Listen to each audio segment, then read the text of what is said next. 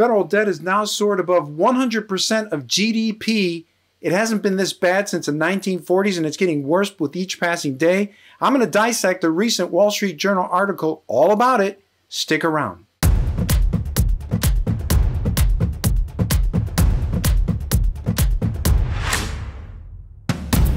Welcome to the program. I'm DeLegge. Great to have you with us. We're going to talk about a Wall Street Journal article that was the February 14th issue, and it talked all about the pandemic spending hangover and the mounting federal debt facing the U.S. government. Before we do that, just a quick reminder, be sure to subscribe to ETFguide TV, watch our other weekly episode series like ETF Battles, as well as a portfolio report card. Hit the like button if you enjoy our content, and you know I love to see your comments, so feel free to post your thoughts. So let's begin with talking about this Wall Street Journal article that I wanted to bring your attention if you missed it, because I think it's very important to help you understand where we're at in the trajectory of government spending. And I want to connect this to what it means for your retirement planning, what it means for your taxes. This impacts all of us. And so we're going to help you connect the dots on that. So let's pull up a few slides here to bring you up to speed. So this was again in the February 14th edition of the Wall Street Journal, titled "The Pandemic Spending Hangover, Federal Debt Reaching 100%." Actually, it's even past that of GDP. This was even before Biden's plans have become law. So let's take a look at this. These are some excerpts from that article. The deficit for 2021 is going to be over $2.2 trillion, or 10.3% of national GDP. For comparison, the deficit during Obama's first term was $5.1 trillion, and the deficit as a share of GDP hasn't been that high since 1945. These are some historic numbers that I'm throwing at you. Even at the height of the 1983 recession, it reached only 5.9%. The article goes on to talk about the CBO, actually the CBO, which is the Congressional Budget Office, not the CBO, which is the Chicago Board Options Exchange. They're two different entities. But the CBO projects spending to average 21.9% of GDP. That's just massive over the next decade under current law. But that doesn't even include Biden's $1.9 trillion COVID bill, which is coming, and other plans.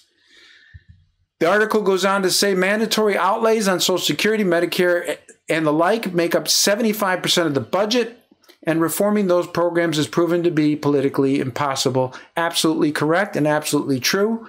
That the real problem here, besides obviously coronavirus, which is the immediate problem, the spending tied to that has been pretty large in nature, but still, Social Security and Medicare, those are the big league expenses that are sinking the U.S.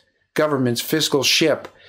So let's take a look at a chart here, just to have some perspective on what this means in terms of national debt, where we're at today versus where we were at in the past. You go back to the mid-40s, debt held by the public as a share of GDP was at 106%.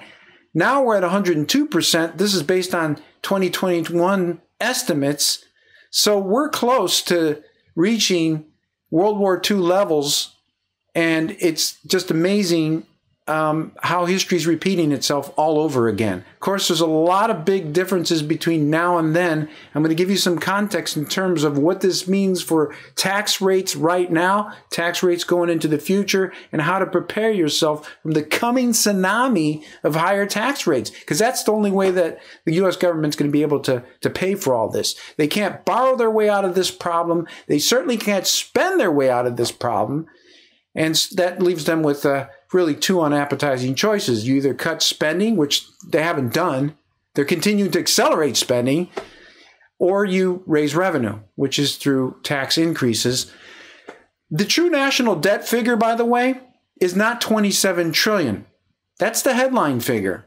But I had an interview, and it's on this same channel, back in January, with the highly esteemed former Comptroller General of the U.S. government, David Walker, By the way, he has a brand new book out called America 2040.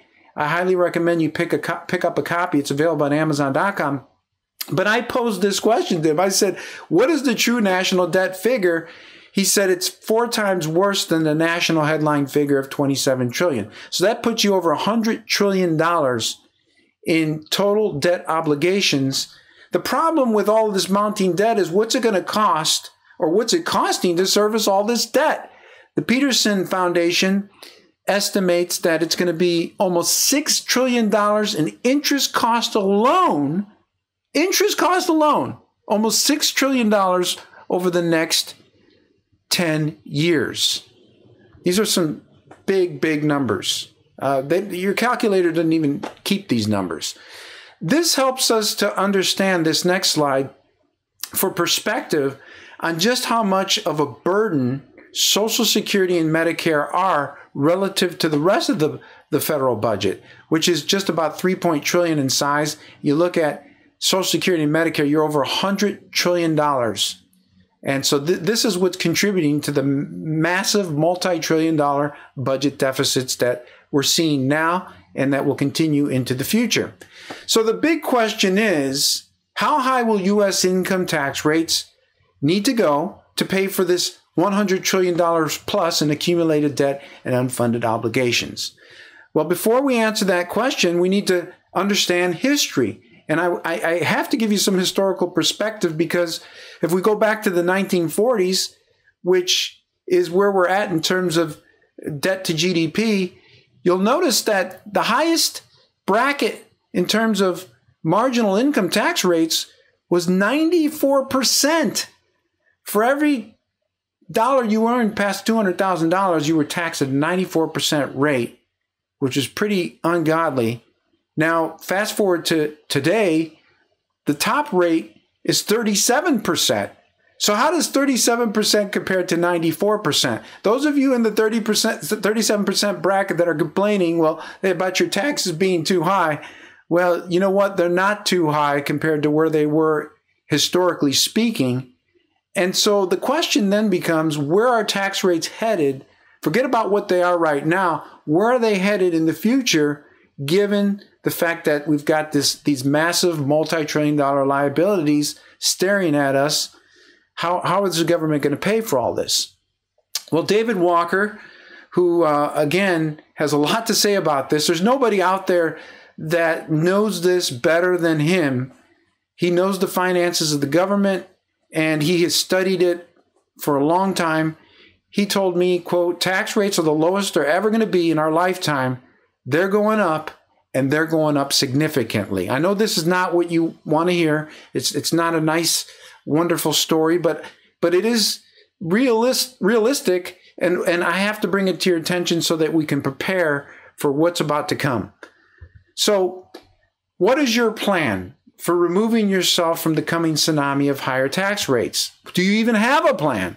Well, it's all about correct asset positioning in order to reduce your taxes. And that means you got to have the right amount of money in the right location. Now, if you are among those that believe, like me, that future tax rates are going to be substantially higher, probably double or higher than what they are today, then your asset positioning in your overall investment portfolio should reflect that. See, the places that are most sheltered from higher tax rates, there's one bucket. It's number 3. As you can see here in this slide, it's the tax-free bucket, or what I call the tax-free zone. Roth IRA, Roth 401k. And so each one of these buckets, 1, 2, and 3, forget about how the money's invested.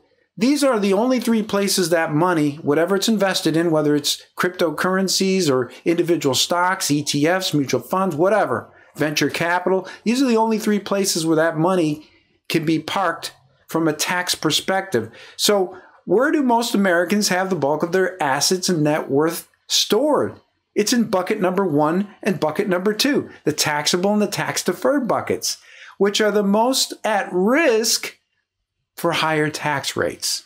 And so the key here, the name of the game, before tax rates go up, start shifting money from the taxable and the tax-deferred bucket, get it into the tax-free zone, Roth IRA contributions, Roth 401k. You've also got Roth 403b. choices. And Roth 457, check with your employer, see if that's an option. Start contributing to those plans. For those of us that have the wrong amounts accumulated, maybe we've gone decades of massively overstuffing our 401k plan, our traditional IRAs, and now we realize, oh my goodness, my RMDs at age 72 are going to be humongous. Plus I've got Social Security income, plus I got a pension, plus I got rental income, maybe investment income, all these sources of income just piling on top of each other. You know, you are in a real difficult spot. So the solution then is maybe to do something like a Roth conversion and to start taking money and slowly shifting it into the tax-free zone. So these are just some things and some strategies that I want to bring to your attention. So some key takeaways from today's program: U.S. national debt, the true number is not 27 trillion, it's closer to over 100 trillion. Really, the cost of Social Security and Medicare, it's runaway costs. It's pushing the government to the brink. And income tax rates are never going to be lower than they are right now.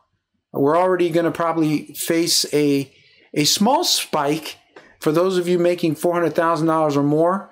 There is talk of changes coming in terms of the tax law, but that's the little one before the big one. The big one is everyone gets hit with a massive tax increase, especially middle-class Americans, which pay, there's a lot of them relative to the wealthy. Not enough rich people to pay for all of these problems. So it's going to largely fall on the middle class. And so they are sitting ducks just like the wealthy. So the idea then, again, from a strategic and asset location perspective, is to begin every year between now and whenever future tax rates hit or increase. We don't know when that's going to be, but take advantage of every single year between now and then to either convert or begin to contribute money into the tax-free types of accounts like Roth IRA, Roth conversions, and so forth. And one last thing, and this is a huge takeaway, and it's something that I'm going to continue to hammer on, is that millions of retirees will be in a higher tax bracket during retirement. And that is not a narrative that's popular. It's not a narrative that you've heard. It's not a narrative when I got into the financial services business that I was taught. I was actually indoctrinated with the opposite narrative, which is you're going to be in a lower tax bracket when you retire because you're earning less money. But even if you're earning less money and tax rates spike, well, you could be, technically speaking, in a much higher tax bracket. And so we want to plan for this and get ahead of it before it becomes a problem. And so these are things that I do at portfolioreportcard.com. You know, taxes is just one of many factors that influence your bottom line results. So I encourage you to go to portfolioreportcard.com, and I will gladly analyze and grade your portfolio. We'll look at not just taxes, but the other factors like the cost of your portfolio, the diversification, the risk, the performance, the organization, and of course behavior, and then give you a final grade of A, B, C, D, or F. I analyze and grade portfolios of all sizes from all types of different institutions. So again, get in touch with me. Well, I hope you've enjoyed today's sobering episode about future tax rates, GDP, spending, national debt, and what it means for you and me in terms of proper asset positioning. And so if you've enjoyed this content on today's video, as well as ETF Guide TV, please hit the like button. Please be sure to follow ETF Guide TV, subscribe to our channel, and you can also hit me up on Twitter at ETF Guide. I'm Ron DeLegge. Thanks for watching. We'll catch you next time.